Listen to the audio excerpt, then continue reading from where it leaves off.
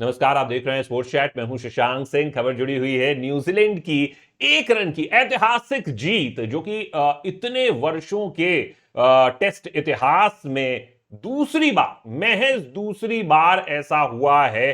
30 साल पहले West Indies ने ऑस्ट्रेलिया के साथ ऐसा किया था एडिलेड में, जहां पर 186 रनों के लक्ष्य का पीछा करते हुए 184 पर ऑल आउट हो गई थी ये टीम, और वो भी 40 रनों की साझेदारी की थी क्रेग मैकडर्मट ने और उनके साथी ने ऑस्ट्रेलिया के लिए अंतिम विकेट के लिए, और वहां पर वेस्ट इंडीज ने 1 रन से मुकाबला जीता था। और ये टेस्ट इतिहास में दूसरी बार है जब न्यूजीलैंड ने ऐसा कुछ किया है, और इसलिए मैं आपको सबसे पहले वो स्कोर कार्ड दिखा देना चाहता हूं। इस स्कोर कार्ड को आप ध्यान से देख लीजिए, क्योंकि ये एक ऐतिहासिक स्कोर कार्ड है। टेस्ट इतिहास में महज दूसरी बार ये हुआ है। ये चमत्कार है, ये कमाल है।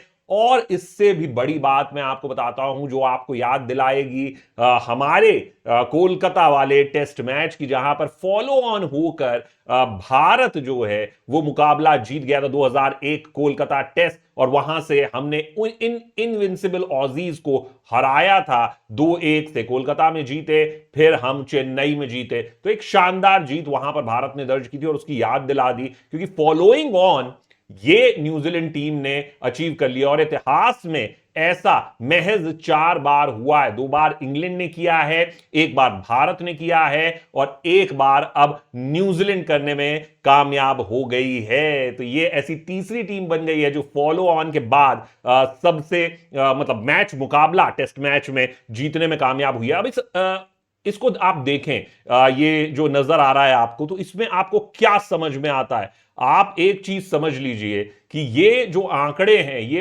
बहुत अच्छी तस्वीर बता रहे हैं दोस्त, जो आपको दिखाई इन आंकड़ों में ना दे। ऊपर आपको नजर आ रहा है न्यूजीलैंड विन बाय 1 रन, लेकिन वो उस पर आप ध्यान मत दीजिए, क्योंकि ये हुआ कैसे ये आपको जानना जरूरी है। एक समय 80 रन पर अपने 5 विकेट गंवा दिए थे 258 के चेज में अंतिम दिन इंग्लैंड की टीम ने।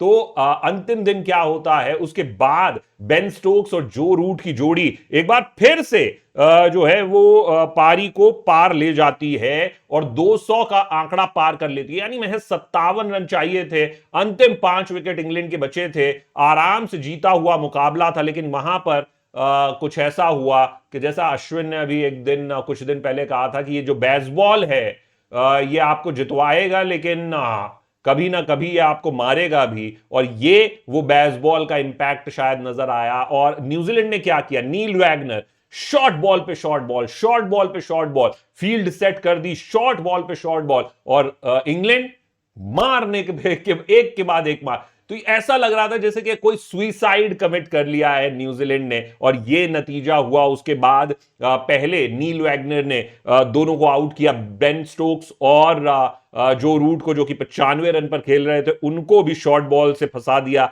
और उसके बाद 201 पे 6, 202 पे 7, 215 पे 8, वहां से बेन फोक्स जो हैं उन्होंने भी वही शॉर्ट बॉल स्ट्रेटजी थी, लेकिन वो मारते गए, बेसबॉल थियरी अपनी करते गए।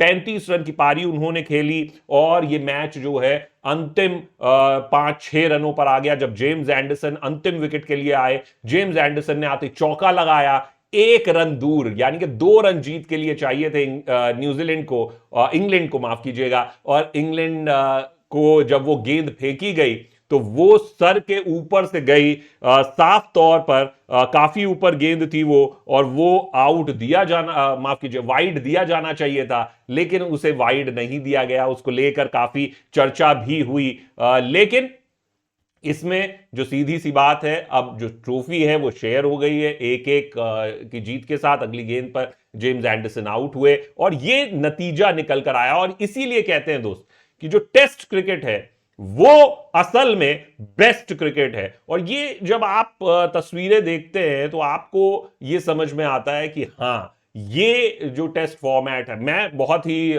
मैंने गलती कर दी, मैं इस मैच को लाइव नहीं देख पाया। सो मैंने बाद में इसको देखा, तो मुझे लगा कि मिस कर दिया। लेकिन नोबडी न्यू कि ऐसा कुछ नतीजा आएगा। 1 रन से न्यूजीलैंड ने मुकाबला जीत लिया, और ड्रॉ हुआ मुकाबला। लेकिन उसके अलावा भी, जैसा मैंने आपको कहा कि इसने किस चीज की याद दिलाई, इसने मुझे 2001 कोलकाता की याद दिलाई। ये तस्वीर याद है आपको, वीवीएस लक्ष्मण, यही वो पारी थी 2001 कोलकाता की, जब इनको वेरी वेरी स्पेशल लक्ष्मण का खिताब मिला था।